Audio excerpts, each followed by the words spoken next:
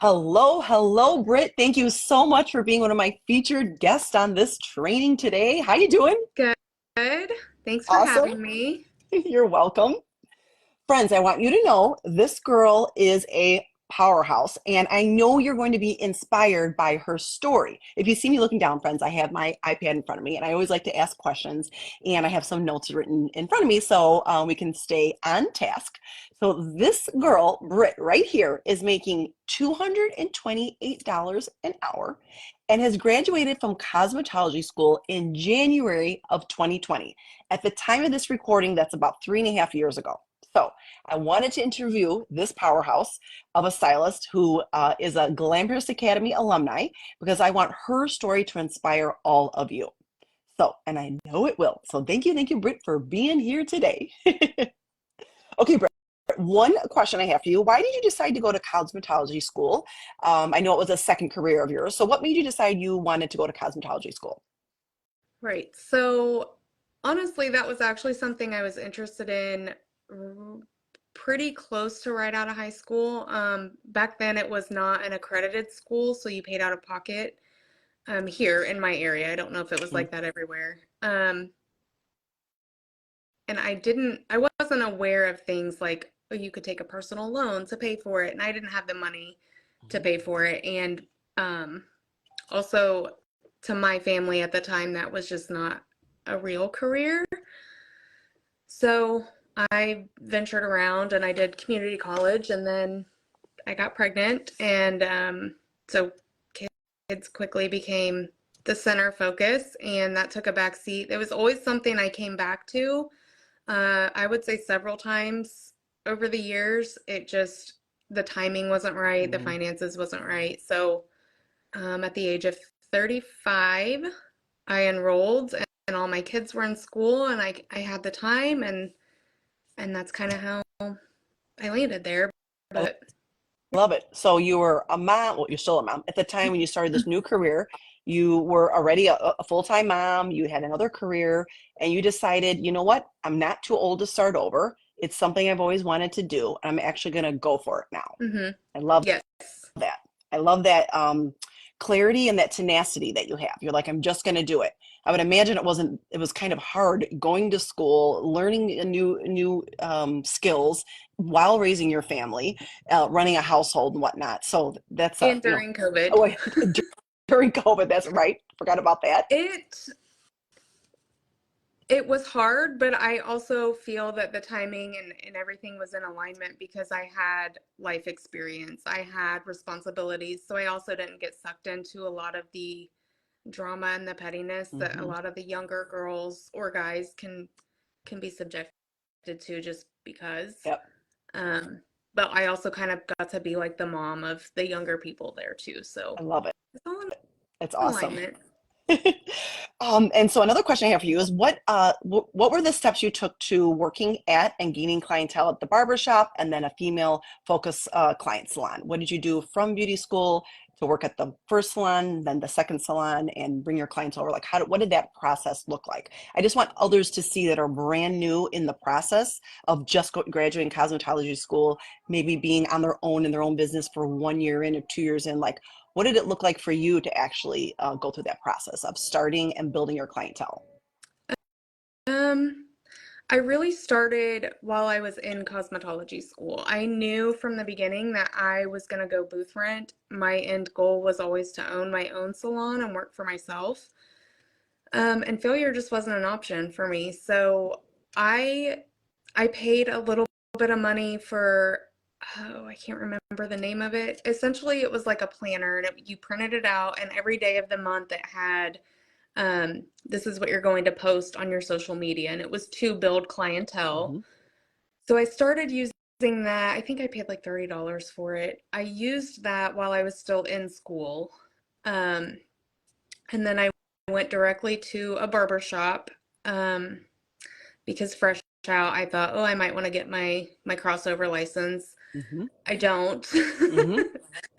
But you um, tried it. You I saw did, what and you I might also like. wanted to, because in cosmetology school, you only get to practice on what you receive. So if you don't get a lot of men's cuts, you don't really know how to do them, right? You Right. only get to practice on what you get.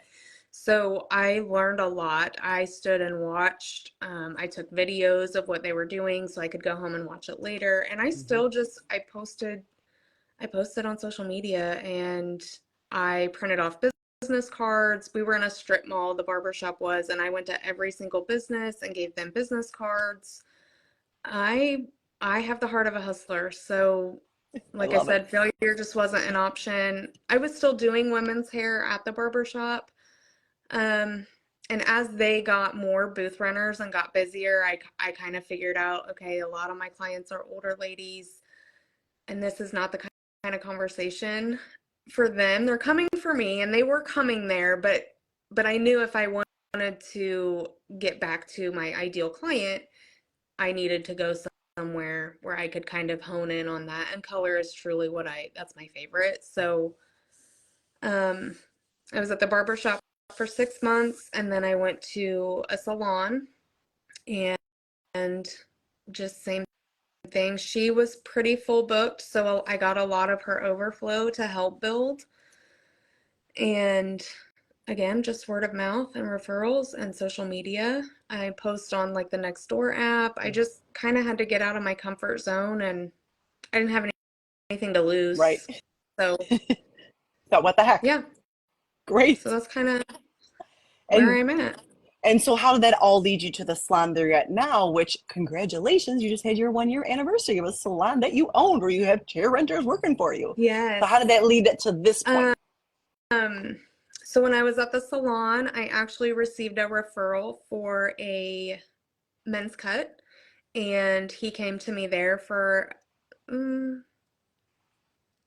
probably 6 months or so. And he knew, like, we had built a relationship and a rapport, and he knew that at some point I was going to look into finding my own little space. And that summer I had went on vacation. I was in Tennessee, and he called me and said, "Hey, are you still looking?" I said, "Yeah, I just, I'm a timing person. I'm a universe Mhm. person, and everything will happen when it's meant to happen." And he said, "When you get back, I want to show you something." So it's actually my landlord is one of my clients, and Love this. Give me the chills down my legs. yeah, I didn't know that. yeah, It's awesome. yeah. And he's a great landlord. He's a great client. He's become a Hmm. friend, really. He's just a good, all around, just good person. Love So it. everything just, it all just lines up.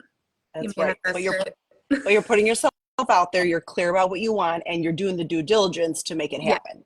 So that's the other parts of the puzzle. Yes. And what attracted you to join Glamhairus Academy 2 years ago? You joined, Hmm. correct? What Yes. attracted you to, like, what was like, oh, what do I need this because of this? I really, I was trying to think of that today, how I found you, because you do like your free, I think it's on like Monday nights. You do like a free Hmm. Q&A in a group. private group. Uh-huh. Yes. And I'm not sure how I stumbled across that. I cannot remember how I found that. Um, and then in that group, you spoke of the academy, and I thought, because I'm older and I feel like I was kind of late to the game, I really felt the need to be proactive in doing everything I could do almost all at once. Yeah. Doing If all, that hashtag makes all sense. the things. Just Yes. because it was, I live in a town of 3,000 people, and there's two other salons already here that have been here for 20 plus years. So, and I knew if I wanted to end up here in my hometown that I really needed to build and invest in myself and my Hmm. business. And I was already on like a mindset journey. So again, the alignment, it just literally just fell in my lap, and I couldn't pass it up. I love it. And can you share a few words that you felt like before joining the academy, like what you were thinking, what you were feeling, and then like after going through the academy? I always like to use that before and after. It's easy to show a before and after picture of a hairstyle, but I like people to share what their feelings were when they went through the academy. They were feeling this way, and then how did they feel after going through the academy? Right. So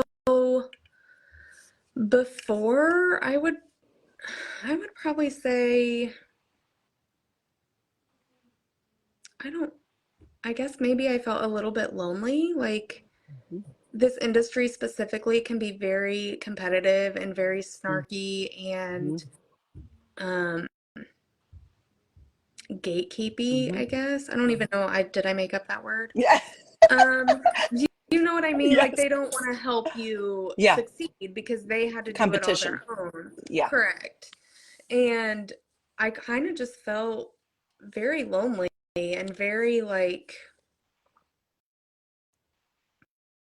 discouraged, maybe. Comparison is the thief of joy. And Mm-hmm. so you see all these other people being super successful, and why isn't that happening to me? And Mm-hmm. again, it was that mindset change that I had to work on. But that was Big. probably those bigger feelings So, before the so academy. kind of a lonely, maybe a little, you didn't say lost, but like kind of just on your Lost, own, yeah, I'd wandering, trying to say figure it that. out. No Yeah. community of someone you felt was like lifting you up, giving you ideas, giving you strategies, cheering you on. You didn't have any of that. Couldn't find it, didn't have it.